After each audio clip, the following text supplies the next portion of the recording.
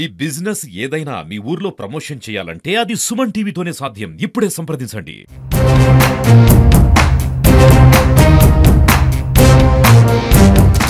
Last time గతంలో కూడా గార్లకు వచ్చినప్పుడు ఏదో సందర్భంలో ప్రచార నిమిత్తం వచ్చినప్పుడు మన గార్ల రైల్వే స్టేషన్ చూపించి ఇబ్బందులు అని చెప్తే వెంటనే ఇక్కడి నుంచే అధికారులతో మాట్లాడి వెంటనే ప్రాబ్లం సాల్వ్ చేయడం జరిగింది.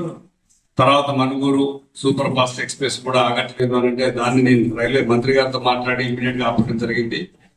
ఇప్పుడు మీకు ఉన్నటువంటి ఇమీడియట్ గా శాతవాహన ఇంటర్సిటీ ఖచ్చితంగా కూడా ఆపే ప్రయత్నం చేస్తాం. మీరు కాకపోతే ఏంటంటే దానికి కొంతమంది అయినా కొన్ని టికెట్లు ఉండాలి. నేను కోర్స్ గానైనా ఆపుతాను కానీ దాన్ని ఆపిన తర్వాత టికెటింగ్ లేకపోతే మళ్ళీ కొద్ది రోజుల తర్వాత క్యాన్సిల్ చేస్తాం. మెంబర్లు ఉన్నారు, రిక్వైర్మెంట్ ఉంది, మాకు ఖచ్చితంగా కావాలి, ప్రయాణికులు ఉన్నారు అనేది ప్రూవ్ కావాలంటే కొంతకాలం చెక్ చేస్తారు, టెస్ట్ చేస్తారు. టికెట్ లేకపోతే మళ్ళీ ఆపడం ఎందుకు అని చెప్పేసి ఏమీ లేదు కదా అనుకుంటారు.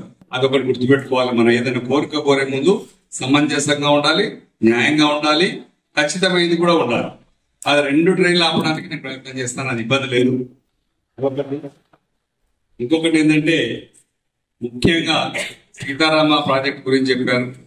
ఈ సీతారామ ప్రాజెక్టు గౌరవనీయులైన తెలంగాణ తొలి ముఖ్యమంత్రి కేసీఆర్ గారి మానస పుత్రిక, ఆయన ఆలోచనే సీతారామ. ఎందుకంటే తెలంగాణలోని ముఖ్యంగా ఉమ్మడి ఖమ్మం జిల్లా, భద్రాద్రి కొత్తగూడెం జిల్లా, మహబూబాద్ జిల్లా, సూర్యాపేట జిల్లా, 4 జిల్లాల్లోని అన్ని నియోజకవర్గాల్లో దాదాపు 10 లక్షల ఎకరాల భూమికి సత్తుపల్లి అటు చివరికి కానీ ఇక్కడ దాకా కూడా మన ఎస్ఆర్ఎస్పి వాటర్, కృష్ణా నది నీళ్లు కానీ, ఎస్ఆర్ఎస్పి నుంచి DBM 38 నుంచి కానీ, పాలేరు నుంచి వచ్చే నీళ్లు కానీ సరిపోవట్లేదు అనే దాని మీద కేసీఆర్ గారి అద్భుత ఆలోచన, ఆయన సృష్టి. గోదావరి నుంచి మళ్ళీ నీళ్లు తీసుకొచ్చి ఇక్కడ ఇవన్నీ జిల్లాలని పంటలు పండించి రైతులను సస్యశ్యామలం చేయాలనే లక్ష్యంతో అది ఎన్ని వేల కోట్ల మీద పర్వాలేదని చెప్పేసి బడ్జెట్ పెరుగుదల కూడా పెంచుకొని స్థాపించి కంప్లీట్ చేసి ఓన్లీ స్విచ్ ఆఫ్ చేసే దిశగా తీసుకొచ్చి కేసీఆర్ గారు ఈ లోపు ఎలక్షన్ రావడం జరిగింది. అంత మోసపూరిత హామీలతో అధికారంలోకి వచ్చిన పార్టీ దాన్ని మళ్ళీ బడ్జెట్ పెంచి ఇచ్చేసి ఎక్కడో దాన్ని మళ్ళీ డైవర్ట్ చేసి నీళ్లను అటు ఇటు తీసుకెళ్తున్నారని తెలిసింది. సరే, అప్పుడు కూడా మంత్రిగా తుమ్మల నాగేశ్వరరావు గారు ఉండే, ఆయన కూడా చూశారు. ఇప్పుడు కూడా వారే ఓపెన్ చేశారు, సీఎం గారు వారు కలిసి. ఇది ఏమైనా ఎక్కడైనా తప్పు జరిగినా, మన అనుకున్న లక్ష్యంలో ఇక్కడ దాకా నీళ్లు తేలేకపోయినా దాని గురించి మేము మా పార్టీ అంతా కొట్లాడుతుంది. కేసీఆర్ గారు దృష్టిలో పెడతాం, వర్కింగ్ ప్రెసిడెంట్ కేటీఆర్ గారు దృష్టిలో పెడతాం, హరీష్ రావు గారు, అందరం కూడా మేము అసెంబ్లీలో అడుగుతాం, కొట్లాడతాం, బయట అడిగేది అడుగుతాం, వినతి పత్రాలు ఇస్తాం, దాన్ని తీసుకొస్తాం. ఏది కాకపోయినా కూడా అసలు ఈ 4 జిల్లాలను సస్యశ్యామలం చేసే ఆలోచనతోనే వచ్చినటువంటి సీతారామ మళ్ళీ ఒక 3 సంవత్సరాల్లో ఖచ్చితంగా అధికారంలోకి వస్తాం. అప్పుడైనా సరే మీ అందరికీ తీసుకొచ్చి నీళ్ళు ఇచ్చి మళ్ళీ సస్యశ్యామలం చేసే బాధ్యత మా పార్టీ మీద ఉంటుంది.